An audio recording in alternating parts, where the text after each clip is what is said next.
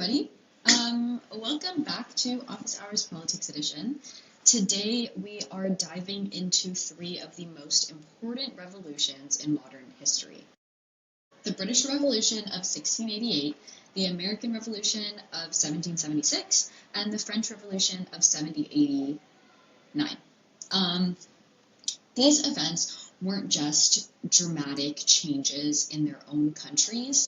They were turning points that reshaped political thought and set the stage for the rise of democracy as we know it today, as well as nationalism. And these revolutions still echo into the 21st century. Now, when we think about revolutions, we often imagine sudden episodes of violence, crowds in the streets, kings being toppled, and slogans of freedom shouted from the rooftop. And yes, we had that happen with the French. We had the Boston Tea Party and the outing of James II. All this fit that image of what we view, but revolutions are also about something deeper. They are political experiments. Each of these revolutions tested out a new answer to some of the biggest questions of human history. Who should rule? What limits should there be on power? And who counts as the people in politics? What makes these three revolutions especially fascinating is that they didn't all give the same answers. In fact, they represented different versions of freedom, order, and nationhood. The British Revolution was about constitutional monarchy and the rule of law. The American Revolution was about self-government and independence. And the French Revolution was about universal liberty, radical equality, and fraternity. Ideas that spread far beyond France's borders. But here is where I want us to take it today. These revolutions weren't just historical events locked into the past, they are living legacies. The way Americans talk about exceptionalism, the idea that the United States has a unique destiny and mission in the world, comes straight out of the American Revolution. The way that French states insist on secularism traces back to the battles and the attempt to rip political authority away from the church. So in this episode, we're going to break down all three revolutions. I'll talk about what happened, why it mattered, and most importantly, how the ideas they unleashed are still shaping our world today. And then we'll compare them, because part of the story here is these revolutions were in dialogue with one another. American revolutionaries borrowed from British constitutionalism. French revolutions looked to the Americans for inspiration. And in turn, later nationalist movements across the board, from Latin America to Africa to the Middle East, were influenced by these upheavals. By the end, my goal is that you'll see revolutions not as isolated explosions in history, but as a part of a much longer, greater, bigger story, the struggle to define freedom, democracy, and nationhood. And if we look closely, we might realize that the questions raised way back when are still questions we're fighting about today. So, let's begin with the so-called bloodless revolution of Britain. Let's set the stage in England in the late 17th century, the year 1688, and the country is caught in a struggle over who should rule and on what terms. England had been through civil war earlier in the century. It had executed a king, restored another, and seen religious division within politics again and again. By this point, the monarchy is back, and under the power of James II, a Catholic king ruling over a Protestant majority, there was tension between the monarchy and Parliament, between Catholicism, between the Catholics and the Protestants. And it is about to erupt, and that brings us to the Glorious Revolution. The Glorious Revolution wasn't glorious because it was bloodless. That's more myth than reality. But it was glorious in the sense that it produced a settlement that reshaped Britain's political order in ways that would echo for centuries. James II was forced out, William of Orange and his wife Mary were invited to take the throne, and in 1689, Parliament passed the Bill of Rights. Why does this matter? The Bill of Rights established some foundational principles that remain central to modern democracy. That monarch could not suspend laws without Parliament's consent, that taxation has to be approved by representatives, that subjects had certain rights, like the right to petition and the prohibition of cruel punishments. In other words, 1688 was about limiting power. It wasn't a democratic revolution in the way the American or French one was, but most people in Britain still had no say in politics. It was a constitutional revolution, one that set clear boundaries on the monarchy and made Parliament the supreme authority. Think about that shift from a king who claimed divine right to a system where power was conditional, where rulers could be replaced if they overstepped. This wasn't democracy, but it was a very crucial step towards it. Let's zoom out and connect this to today. The British Revolution gave us the model of constitutional monarchy, a system where the head state is symbolic and where real power lies with elected representatives. When people ask why Britain still has a king or queen in the 21st century, the answer lies in this compromise. The monarchy survived, but only as long as it was bound by law and Parliament.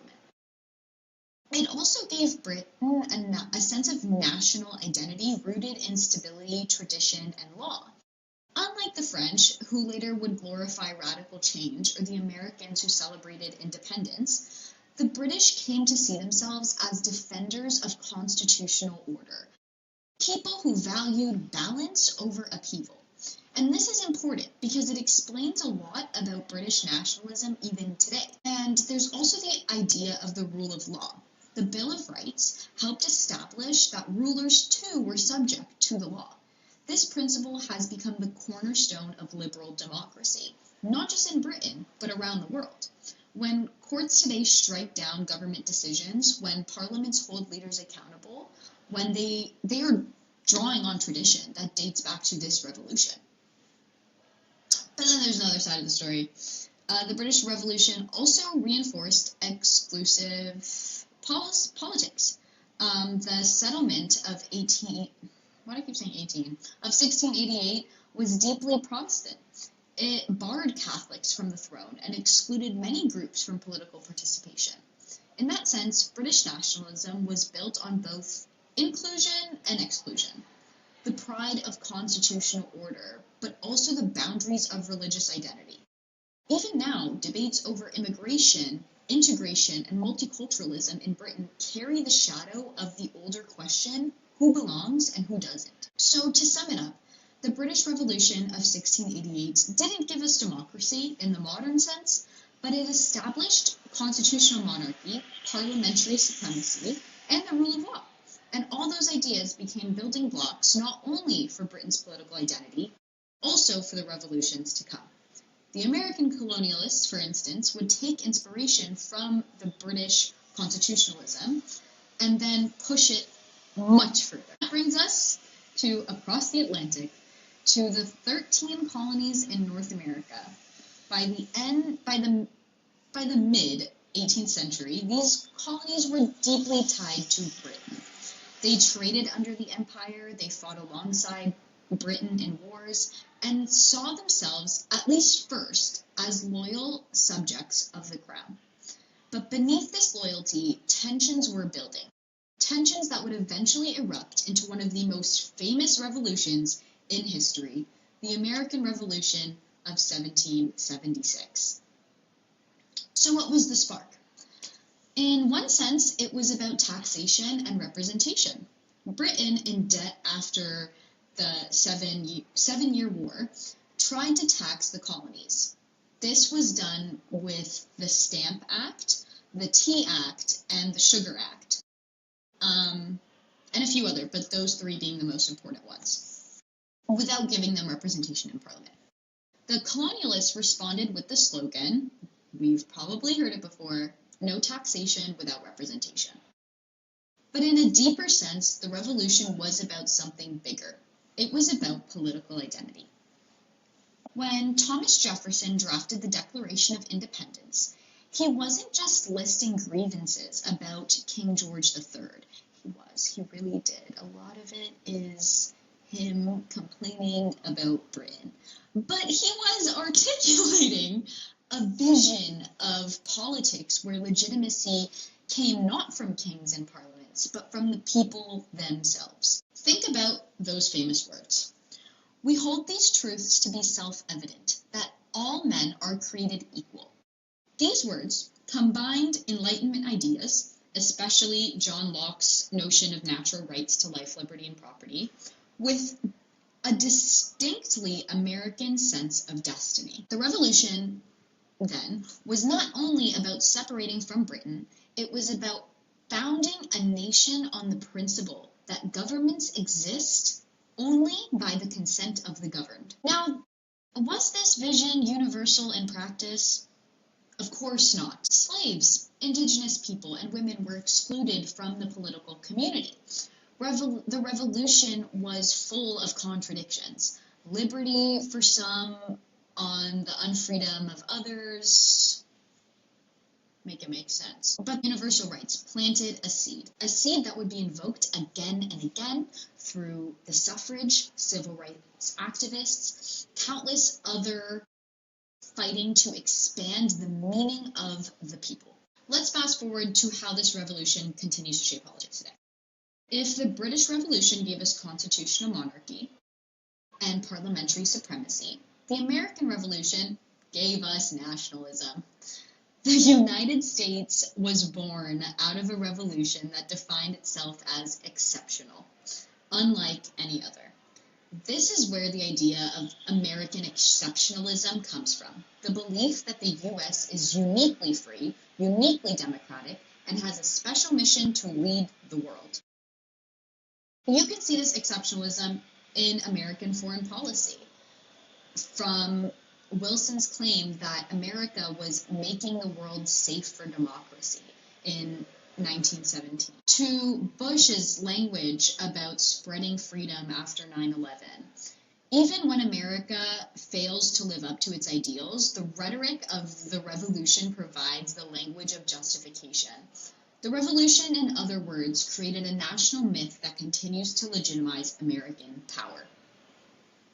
And what about American nationalism? Unlike the British, whose nationalism was tied to monarchy and this continuation of tradition, American nationalism was revolutionary. It was about breaking away, about starting fresh, about people taking destiny into their own hands. That is why American nationalists have such a populist flavor.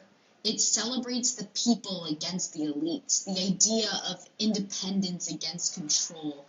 Even today, whether you're listening to a conservative or progressive idea, the shadow of this revolution is there. Freedom, independence, self-rule. But again, here's the paradox. The revolution created a nationalism that can exclude people. From the very beginning, the American nation was defined in many ways that left people outside the circle. Indigenous people were pushed off their lands. Enslaved Africans were denied the very rights the revolution proclaimed. Women were told that equality doesn't apply to them. And throughout U.S. history, you can trace how these tensions played out between the inclusive promise of universal rights and the exclusive practices of racial, cultural, and gender hierarchies. If you want to see how the revolution still matters in 2025, just look at current debates. When people argue about immigration, they often frame it in terms of who really belongs to the American nation. When activists march for racial justice, they invoke the promise of equality from the Declaration. When politicians talk about making America great again, they're drawing on this revolutionary past. Even their vision of greatness is selective. So, the American Revolution gave us a new model of politics, a nation born from the idea that people themselves could found a government, and that this nation was not one among many, but a unique experiment in liberty. That belief in American exceptionalism has been both inspiring and dangerous. Inspiring because it's fueled democratic movements across the globe. Dangerous because it often is used to justify wars, intervention, and policies that contradict the very principles it claimed to uphold. In short, the American Revolution is a story of a nation defining itself as revolutionary, exceptional, and free. And whether you agree with it or critique it, that story continues to shape not only the US, but global politics as a whole. Now, if the American Revolution was about independence and self-rule, the French Revolution would take those ideals and push them forward into radical equality, universal rights, and the reordering of society itself. And unlike Britain and unlike America, France's revolution was far more bloodier, far more radical, and far more chaotic. But it too would leave a lasting legacy on how we think about politics today. Let's set the scene. By the late 18th century, France was in a crisis. The monarchy was bankrupt, weighed down by debt from war, including the American Revolution, which France has helped finance. The country was divided into rigid social classes. The clergy and nobility enjoyed privileges, while the vast majority, they so-called third estate, carried the burdens of taxation, hunger, inequality, and the resentment had boiled over. By May of 1789, King Louis XIII convened at the Estates General a representative assembly to address the financial crisis. But what began as the meeting quickly turned into a revolution. Members of the Third Estate declared themselves the National Assembly, claiming to represent the French people as a whole. Soon after, there was a storming that became an iconic symbol of popular revolt. From there, the revolution moved fast. The Declaration of Rights of Man and of Citizen announced sweeping principles: liberty, equality, fraternity. It proclaimed that sovereignty resided in the people and that all men were born free and equal in rights. This was a dramatic break, not only for the monarchy, but for the centuries of hierarchy and privilege. But the revolution didn't stop at the Declaration. It sought to reorder society itself. The privileges of the nobility were abolished. The church lost its land and power. France became a republic, and the king was executed in 1793. For the first time, old order was not just limited, as in Britain, or separated from, as in America. It was completely destroyed. Now, of course, the revolution was not all noble ideas. It was violent, chaotic, contradictory.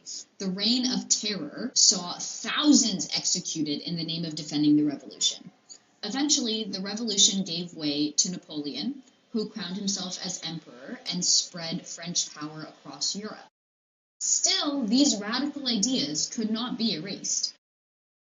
So what is the legacy of the French Revolution? In one word, universality.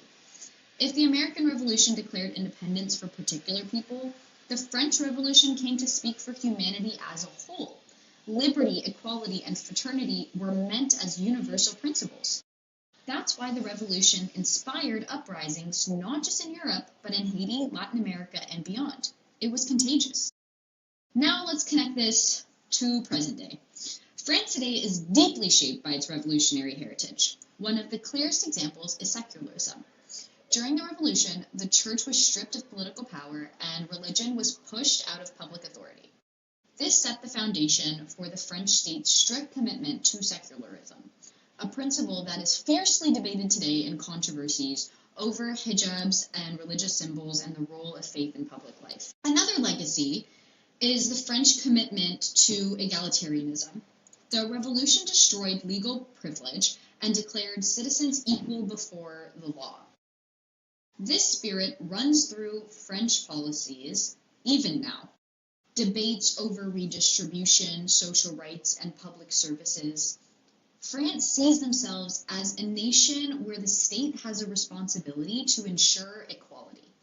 A very different mode from the individualistic American approach.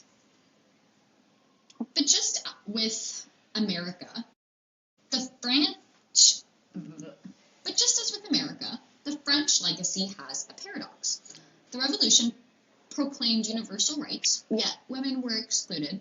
The colonial subjects were denied freedom. When enslaved people in Haiti rose up and demanded liberty, France hesitated, showing the tension between universal rights and imperial interests. That tension remains today, as France wrestles with immigration, multiculturalism, and the legacies of colonialism in Africa and the Middle East.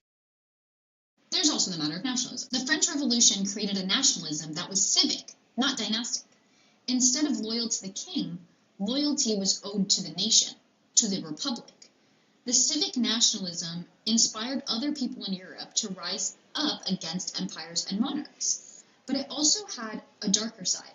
The push for unity often came at the expense of minorities, regional identities.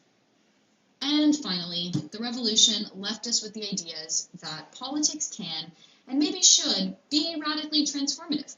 That's why revolutionary language still inspires movements today. When protests call for systematic changes, they're channeling, whether they know it or not, the spirit of the French Revolution. The belief that politics is not just about managing the present, but about imagining something completely different, a new future, if you will. So to sum it up, the French Revolution was about tearing down the old order, declaring universal rights. It gave us secularism, it gave us civic nationalism, but it also gave us the lesson that revolutions can be messy, violent, and contradictory. And even today, French politics continue to wrestle with the promises and the pitfalls of their revolution. Next, we will bring all these revolutions together and ask, how do they compare?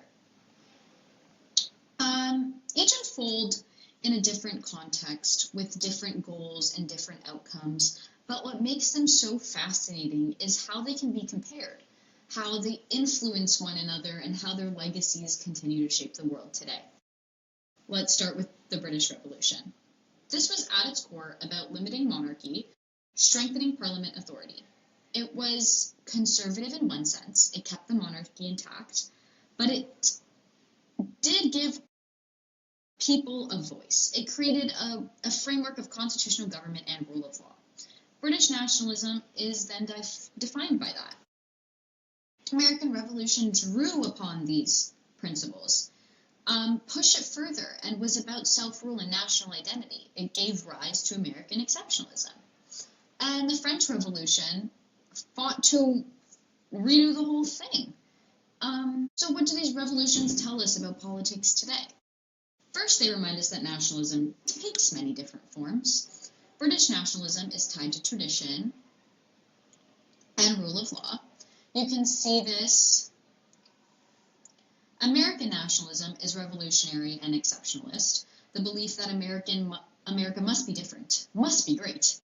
And French nationalism is civic, a commitment to the republic and to equality, and also a suspicion of diversity that seemed to threaten this unity. These three different models continue to influence not only their own countries, but also the wider world. They show us that tensions between ideals and realities. All three revolutions proclaimed freedom in some form, but all three excluded large parts of the population. Britain excluded Catholics, non-elites. America excluded enslaved people, indigenous people, and women. France excluded women and clung to their empire even when declaring universal rights. And yet these exclusions sparked struggles for inclusion. Later movements drew directly on revolutionary ideas to demand the promises of liberty and equality to be fulfilled. They also remind us that revolutions are not just events, they're legacies. All of these things still very much so shape who these countries are. And finally, these revolutions help us to understand the politics of our time. And hopefully now you can move forward and kind of see people drawing on these ideas and concepts that were started way back when. So to summarize it, if we ask why do these revolutions still matter, the answer is very simple. Because the questions they raised are still questions we're struggling with today. All I have for you guys today. Hope you learned something. Thank you for listening to this episode, and if you enjoyed it, share it with someone who loves history, politics, or just asking bigger questions about the world. And as always, stay curious and stay politically engaged. Bye, guys!